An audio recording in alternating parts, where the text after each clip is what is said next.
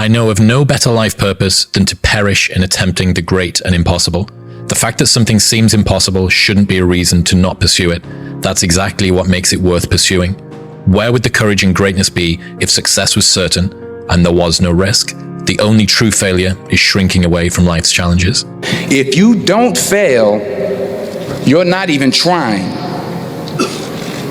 I'll say it again. If you don't fail, you're not even trying. My wife told me this great expression. To get something you never had, you have to do something you never did. I'm gonna fail, I'm gonna fucking fail, I'm gonna fucking fail, I'm gonna fucking fail, and I will succeed. You have to achieve failure. You have to take it that far. Nobody wants to go that far. It's too scary. But you know something? I got news for you. That's where winning is. It always has been. Nothing's changed. That you never will be able to go through life without failures. Failures make us learn. Failures make you stronger. Pain makes you stronger. So I think all of that is good. Congratulations. You achieved failure. Failure has been achieved, thank God. Now, the only place to go from failure is to win. I was running by a graveyard when I was fucking just trying to become, I was fat. And I ran by a graveyard and I looked out there and I have all these epiphanies, man. I have all these fucking moments of like, it's crazy, man, of just thought. Cause I'm always by myself. I'm always in deep fucking thought about how to be better. And I look out there, I'm like, man, I wonder how many of you motherfuckers in there fucking just are so upset with how you lived your life and fucking just regret how you lived it. And I'm running a 300-pound man thinking, man, don't fucking die like this, bro. He says, imagine you're on your deathbed, and standing around your deathbed are the ghosts representing your unfulfilled potential. The ghost of the ideas you never acted on. The ghost of the talents you didn't use.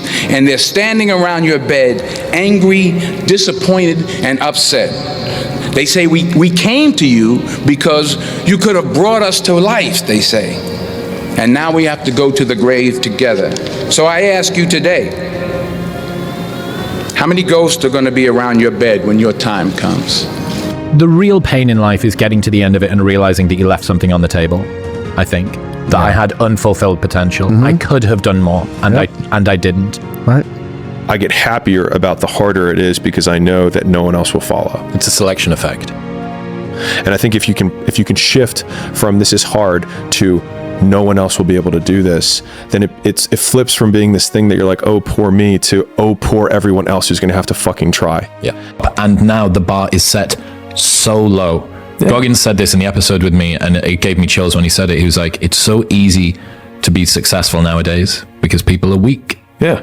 Everybody's weak. Dana White says it as well. Yeah. I tell my kids, it is so easy. If you are even a weekend savage, you will run these kids over. Yeah. If I'm running on a treadmill and I get to mile 9 and I get complete cramp in one of my legs, and I know I've told myself I'm going to run 10 kilometers today, he goes, I will have to limp the last mile, even if no one's watching, because I can't let the demons in. And if I let the demons in, they'll show up in the 11th round of a championship fight when there's 50,000 people watching me in the audience, and I know deep in my self-story that I'm the type of person that quits when things get hard because I got off that treadmill at mile 9 when no one was watching. It would modify my self-story. But where do you go to? You wake up on a morning, it's cold, it's wet, it's dark, you've got no cartilage in your knee, you've got shitty shorts, whatever it is that's the issue today. Keep talking. You've got these problems, right? I need you to keep talking about what you were just saying. It's warm on the couch. Your missus says stay in bed. It's comfy. It's cozy. You've got work later on. You had an argument last night. You're slightly hungover. Because I know every motherfucker ain't going to do what I'm going to do. So this is how you level up. That's how you level up. I know there's a whole bunch of people with that right there.